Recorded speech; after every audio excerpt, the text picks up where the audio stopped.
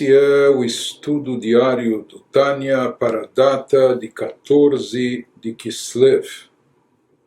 Estamos na quinta e última parte do Tânia, tratado final, e hoje nós vamos ver o sexto ensaio.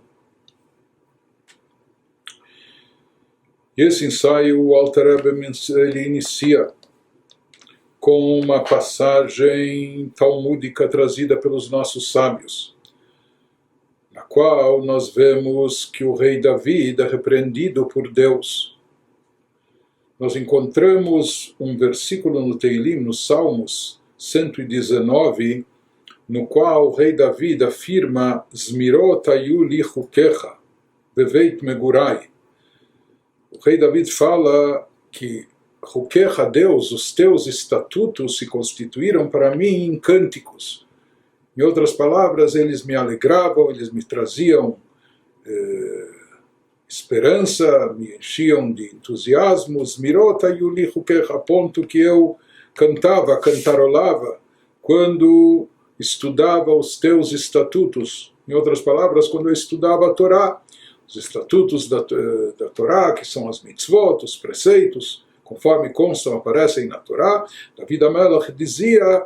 eu fazia isso com grande alegria, esse estudo, e esse estudo constituía para mim como se fosse um cântico que anima, alegra, levanta o ânimo. Beveit megurai, naquele período quando eu estava às vezes escondido na minha casa de refúgio, quando eu temia, quando eu tinha medo, quando eu estava foragido, fugitivo dos meus inimigos que perseguiam o rei Davi. No início ainda da sua trajetória, diz: nesses momentos que eu tinha medo e temor, e estava pressionado, estava em situações de aperto, etc., o que me trazia ânimo, o que me levantava a moral, era poder me entreter, me ocupar, entre aspas, não me divertir, mas enfim, me alegrar com os teus estatutos. Por isso, ele afirma: Zmirota yuli chukecha, os teus estatutos, Deus, para mim, eles funcionavam, eles agiam, eram para mim cânticos, né, que me alegravam, me animavam. E o Talmud nos relata a respeito disso, sobre essa afirmação do rei Davi, que Deus o repreende, como Deus dizendo a ele, Deus fala a Davi, as palavras da Torá, que são tão santificadas e tão elevadas, essas palavras que precisam ser cuidadas de uma forma tão especial, por serem divinas especial, você chama isso de meros cânticos, como se fosse letras de música, cânticos ou poesias. Então, por assim dizer, Deus não gostou disso. Deus fala: você vai ver, Davi, que eu vou fazer com que você acabe falhando, que você acabe tropeçando em alguma coisa do estudo da Torá, do aprendizado da Torá, que é tão simples que até mesmo as crianças que estudam Heider no Talmud Torá, que estão sendo iniciadas no estudo da Torá, elas sabem disso, elas conhecem isso, e você vai omitir, você vai se esquecer e vai passar desapercebido, e você vai acabar agindo de forma incorreta. Então nós temos um versículo da Torá, quando se distribui as funções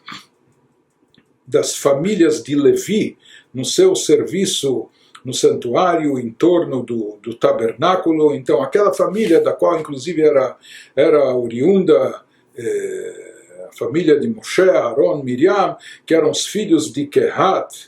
Então se fala que outros trabalhos não foram dados a eles. Por quê? Porque eles tinham um trabalho especial de transportar os objetos sagrados durante as movimentações no deserto.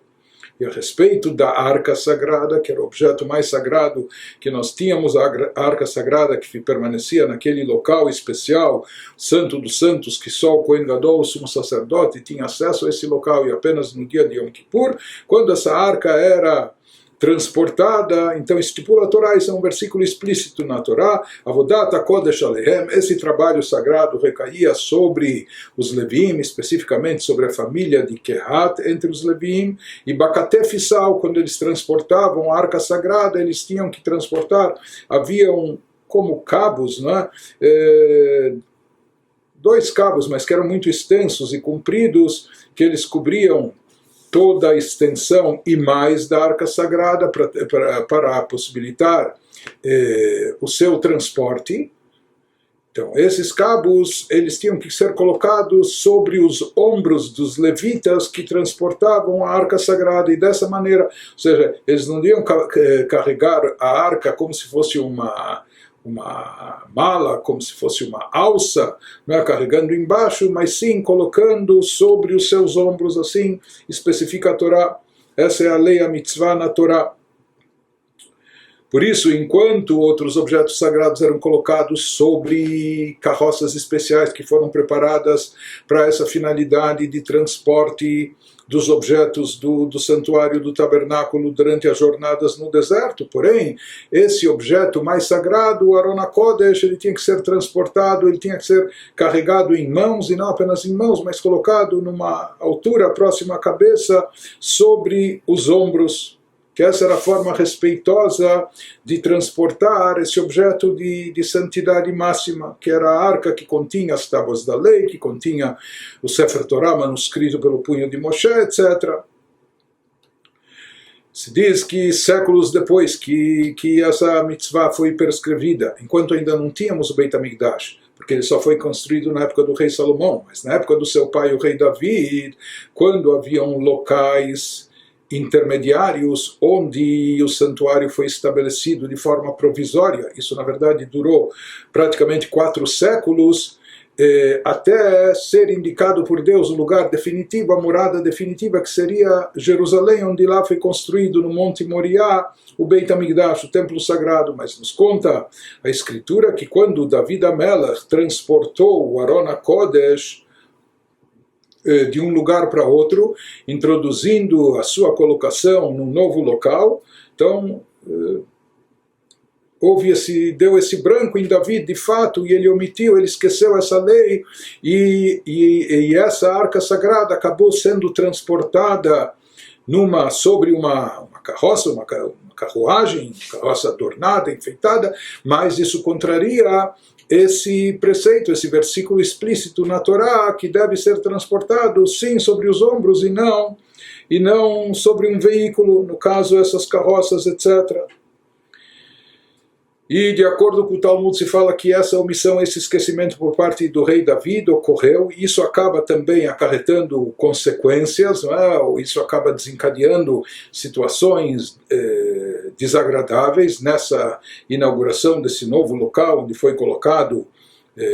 o Aron HaKodesh, a arca sagrada. Mas de qualquer maneira, de acordo com os nossos sábios no Talmud, tudo isso acontece porque David HaMelech chamou a Torá dos seus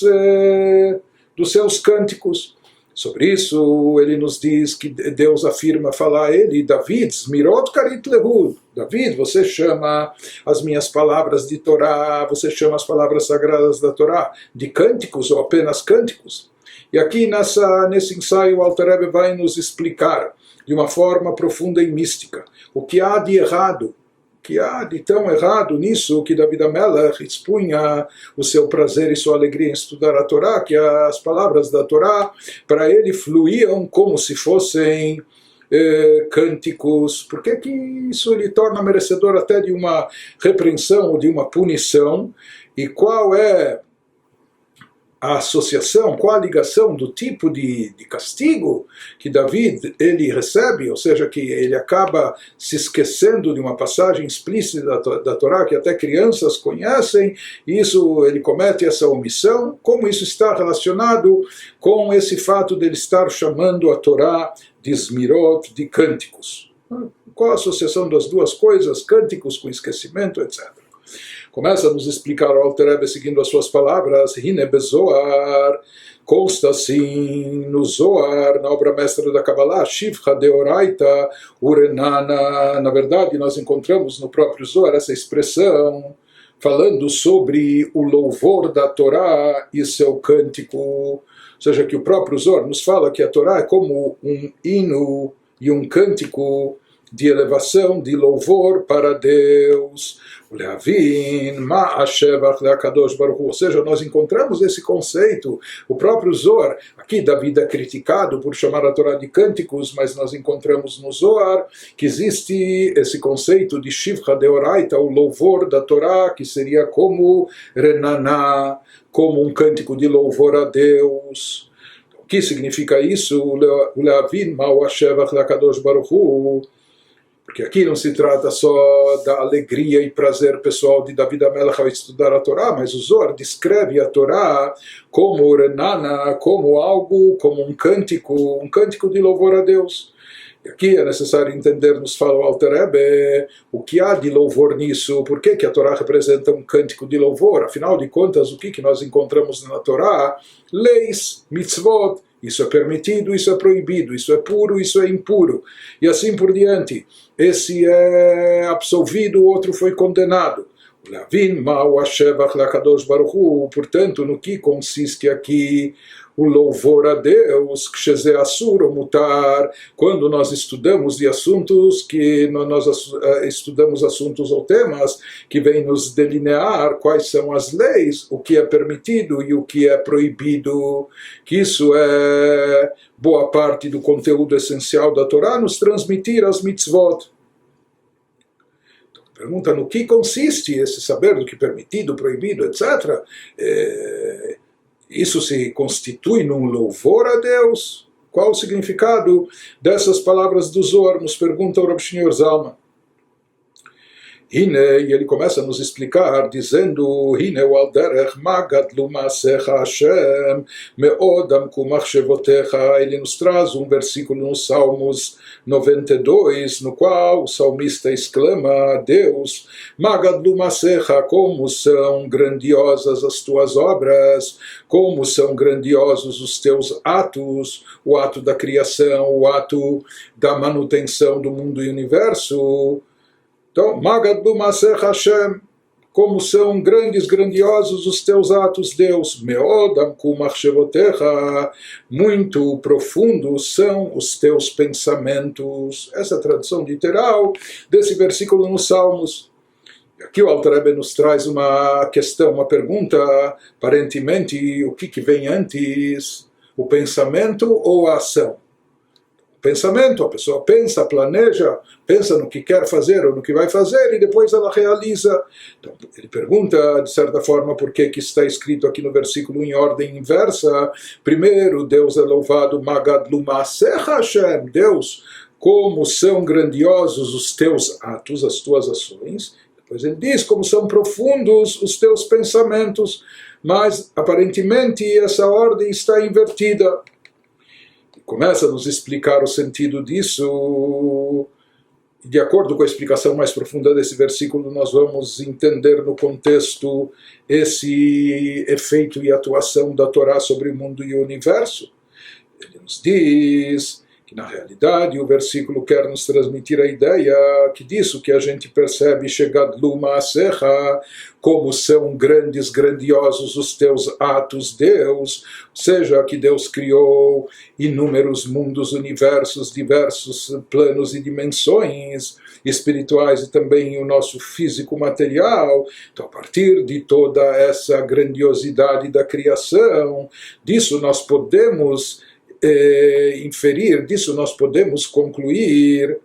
o quanto é profundo o pensamento divino, ou seja, todo o pensamento de Deus que envolve o planejamento da criação, toda a sabedoria divina que está contida na Torá, porque na realidade está escrito que a Torá, assim falou Zohar, que a Torá serviu e serve de planta mestra para Deus criar o mundo e para Deus manter o mundo existente. Portanto, a Torá é o projeto da obra do universo. No momento que nós contemplamos o universo e vemos o quanto ele é grandioso, o quanto são múltiplas suas criaturas, etc., Magad Ma'aseh Hashem, quando a gente constata o quanto é grandioso o ato, a obra de Deus, então isso também nos leva a concluir que Me'od Amku Machshevotecha, que são muito profundos os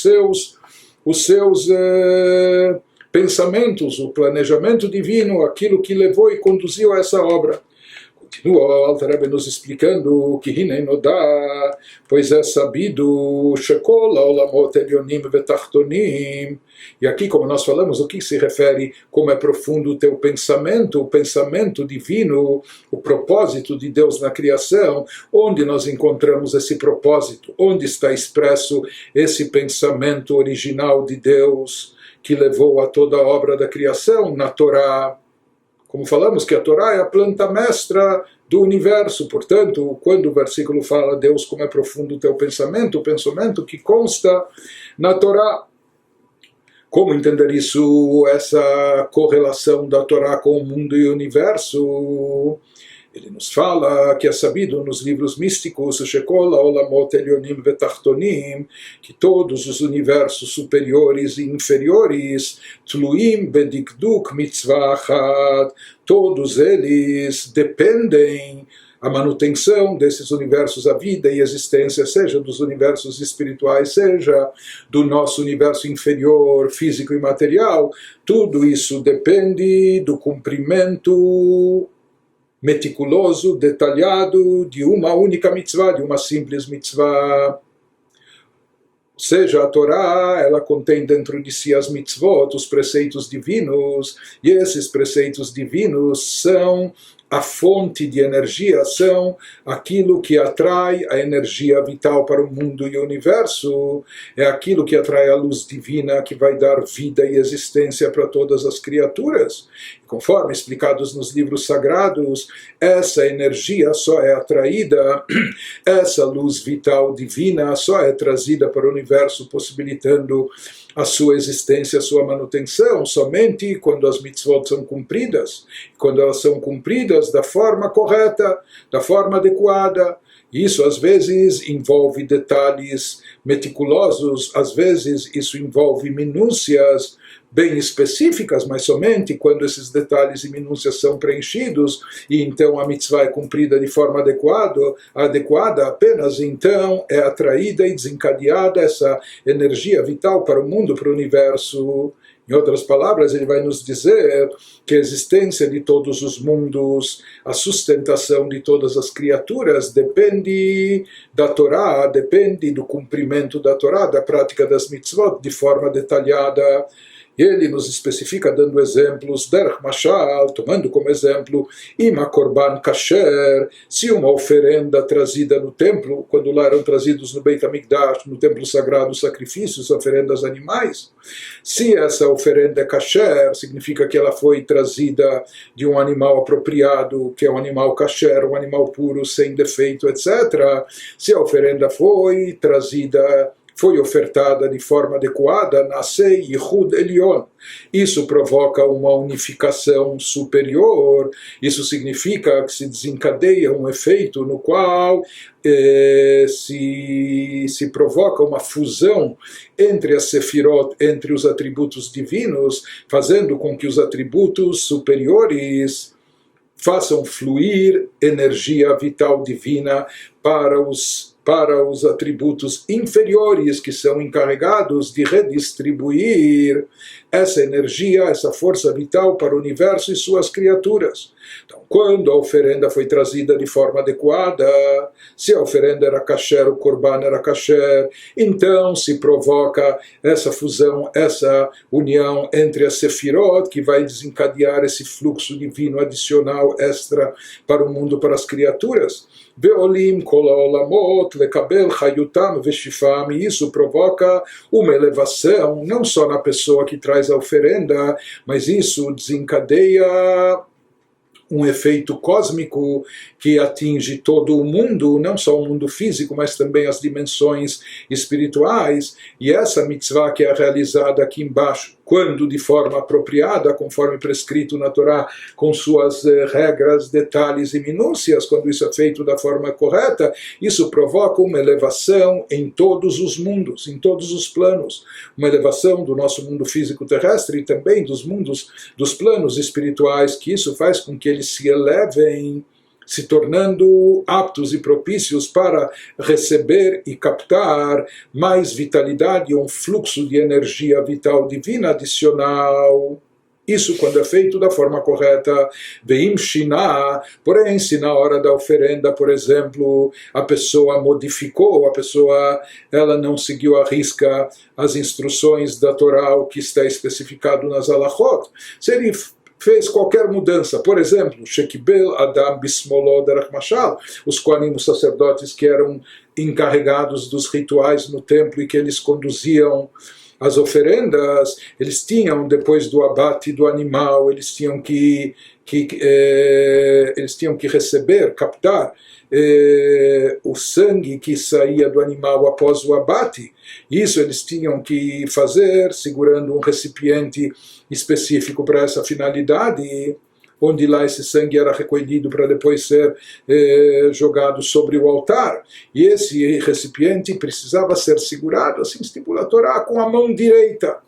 Se o Cohen, o sacerdote incumbido daquele trabalho, se ele alterou, em vez de segurar o recipiente com a mão direita, ele segurou com a sua mão esquerda o recipiente, ele captou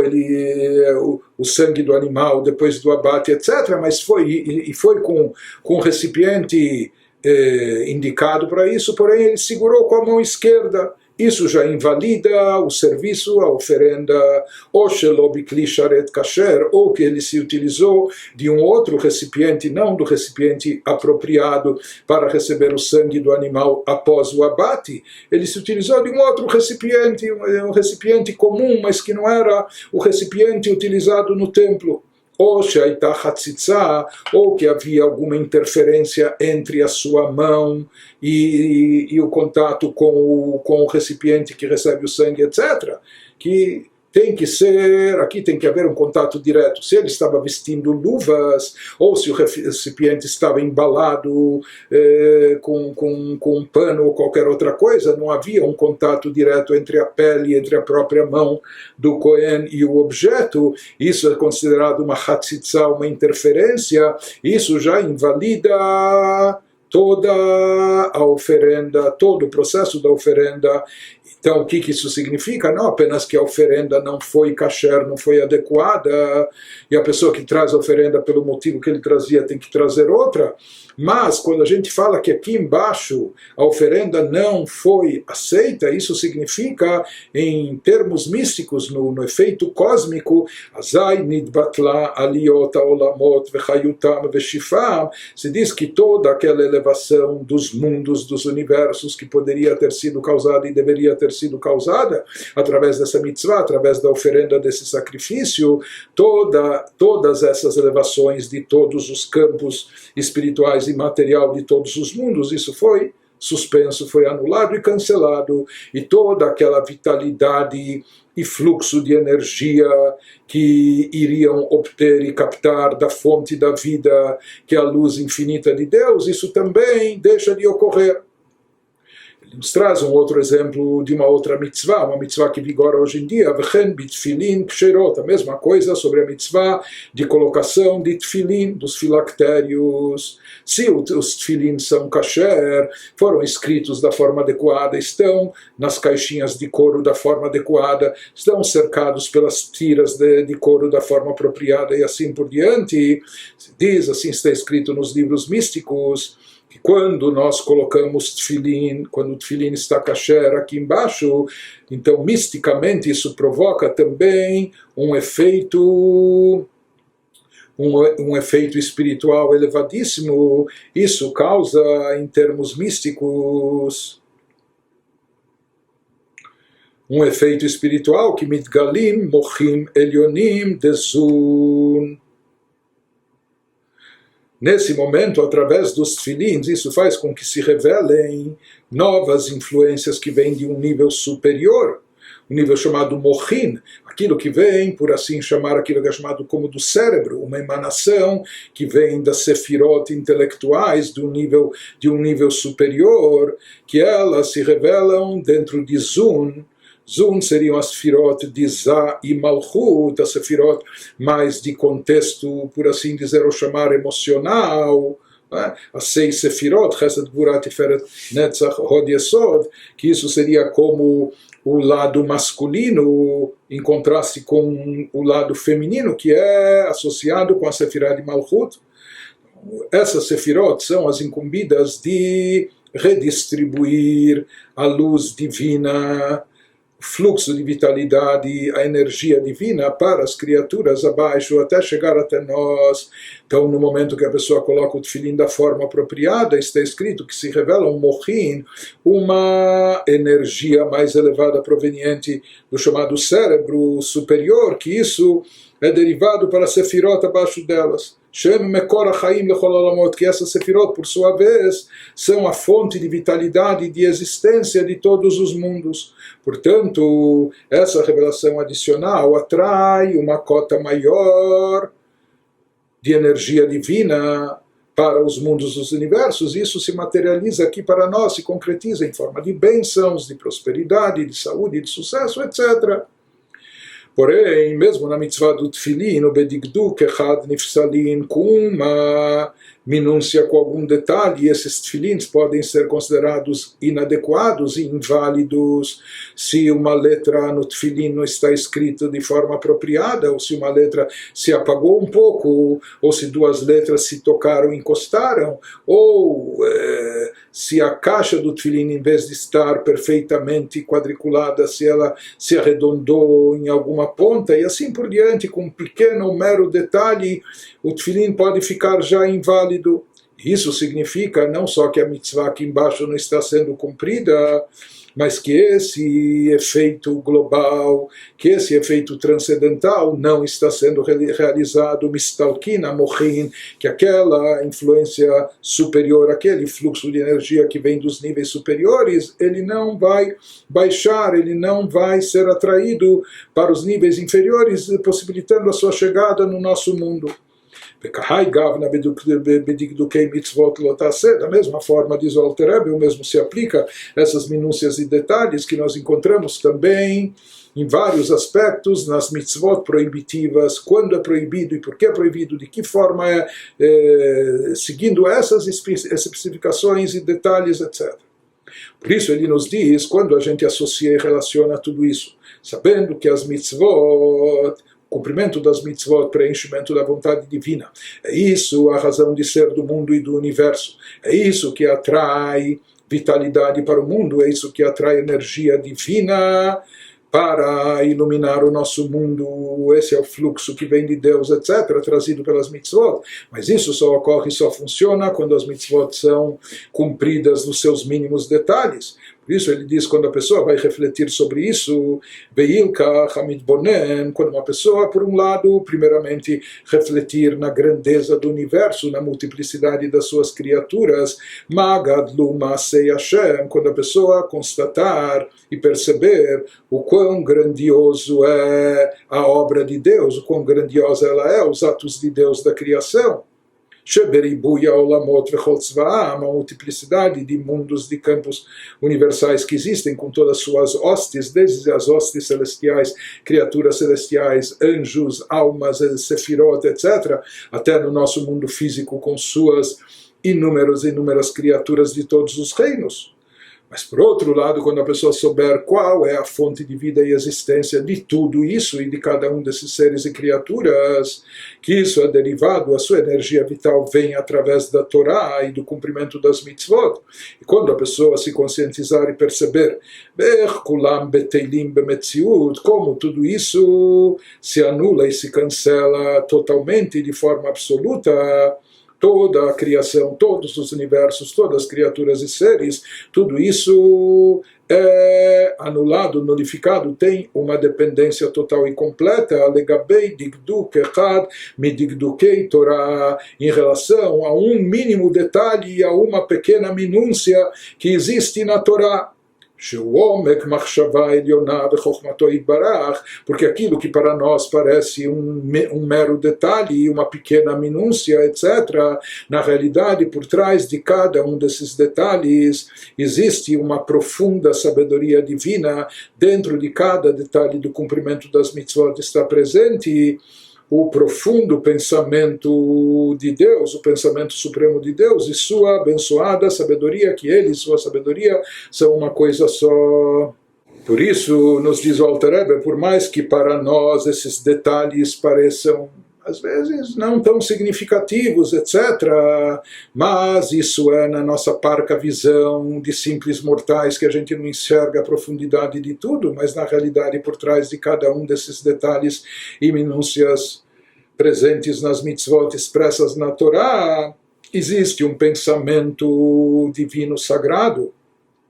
um pensamento muito elevado, uma sabedoria suprema, asher bedigdul kal, olim kol olamot, mekablim chayutam beshifam, que quando um mero detalhe é preenchido, uma pequena minúcia é realizada de forma apropriada, então isso provoca uma elevação em todos os mundos, todos os universos e possibilita que eles recebam e captem uma nova vitalidade, uma vitalidade divina adicional e um fluxo maior de revelação divina. O Deus nos livre, o contrário, o oposto, quando faltou o cumprimento de forma apropriada, porque não se preencheram os detalhes e as minúcias, etc. Então isso, Deus nos livre, pode causar o oposto, que toda essa luz, toda essa energia vital seja desperdiçada, não seja captada, não seja obtida por nós. Somente quando as mitzvot são feitas de forma minuciosa e precisa, da maneira que foram especificadas na Torá, apenas então se produz essa elevação de todos os mundos. Quando a pessoa meditar e refletir sobre isso, por um lado a grandeza, a multiplicidade das criaturas do universo, por outro lado que tudo isso nada é em relação ao cumprimento de uma mitzvah, que precisa ser, ou de uma, não só da mitzvah, mas dos detalhes e minúcias de uma mitzvah, que todo o universo depende disso. Disso a pessoa vai meditar e refletir e vai chegar à conclusão da grandeza e da profundidade do pensamento divino que se encontra investido na Torá, que ele é totalmente infinito e ilimitado. O pensamento sagrado de Deus, a sabedoria divina expressa na Torá, nas mitzvot,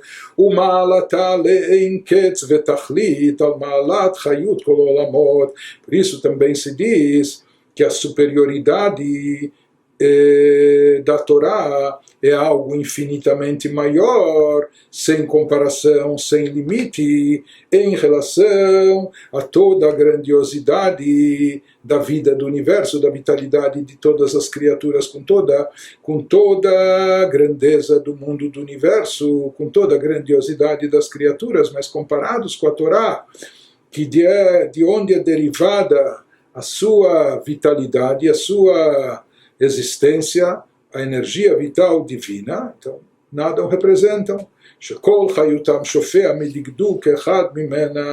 Conforme explicado na Kabbalah, que toda a vitalidade do mundo, dos universos, de todas as criaturas, depende de uma minúcia presente nas mitzvot, de um detalhe estipulado na Torá, שהוא נמשך ממקורו, ועומק מחשבתו יתברך. Ele nos diz porque todas essas alachot que parecem meros detalhes ou pequenas minúcias, na realidade expressam algo de muito elevado e muito profundo, apenas que aqui nós não vemos. E ele nos diz, porque esses detalhes, essas minúcias são derivados na sua fonte de algo muito profundo, da profundeza do pensamento divino superior, mas isso é derivado de forma tal, o exemplo que ele já nos trouxe algumas vezes, como seara Adam, animshach mimocho al derech mashal, assim como o fio de cabelo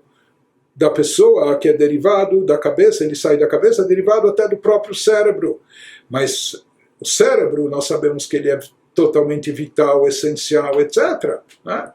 Porém, em contraste com isso, o cabelo, isso é algo absolutamente secundário, algo até prescindível, algo que a pessoa pode cortar e nem sente dor. Mas na realidade, mesmo esse fio de cabelo, ele também sai da cabeça, onde se encontra o cérebro. Então, de certa forma, ele é derivado do cérebro, cada fio de cabelo.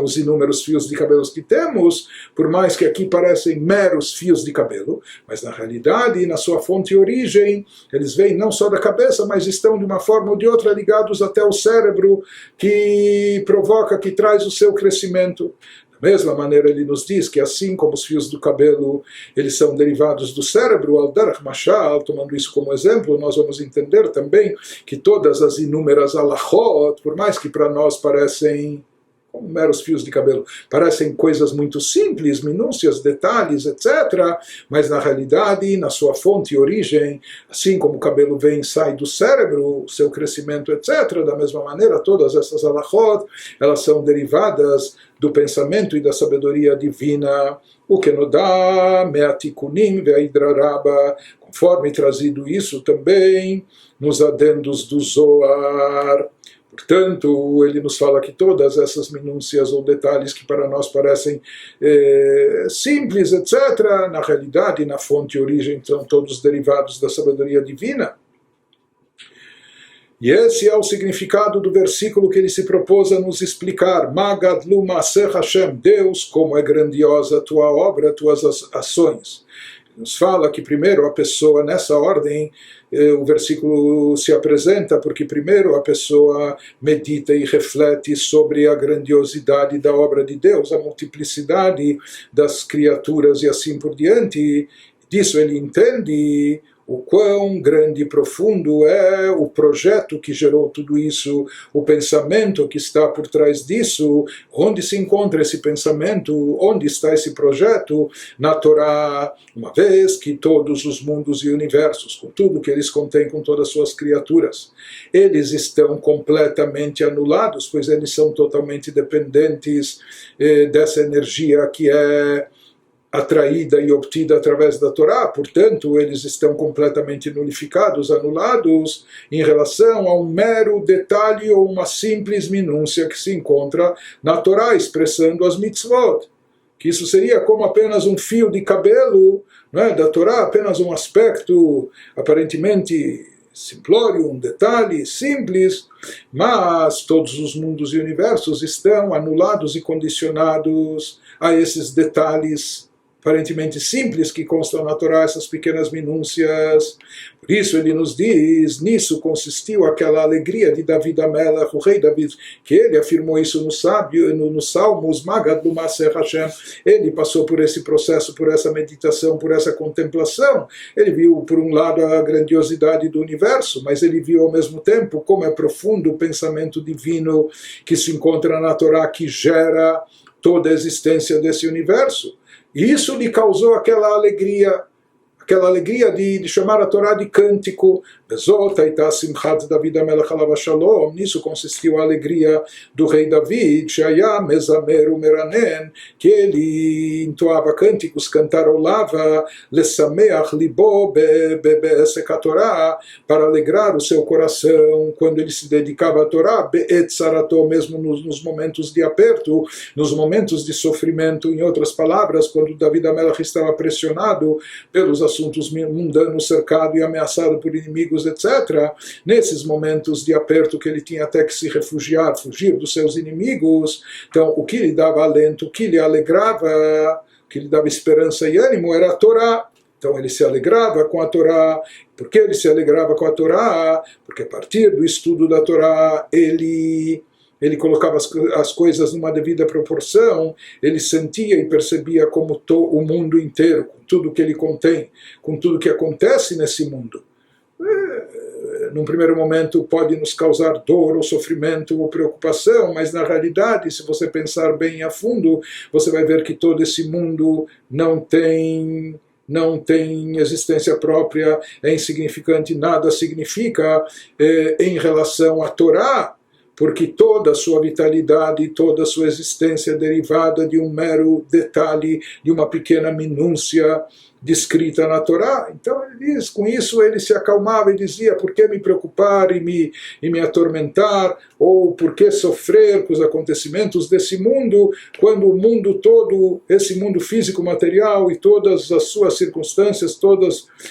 os seus acontecimentos, eles nada representam em relação à Torá, e aqui, graças a Deus, eu estou ligado à Torá, estou tendo o privilégio de estudar a Torá. Então isso tirava o rei Davi daquela preocupação, daquela agonia que ele sentia em função das perseguições, dos inimigos, das ameaças, e isso lhe trazia alegria. Por isso ele se expressou dessa forma, que que nos meus momentos de refúgio, de sofrimento, que me trazia alento, e para mim era como um cântico, eram os teus estatutos, a Torá.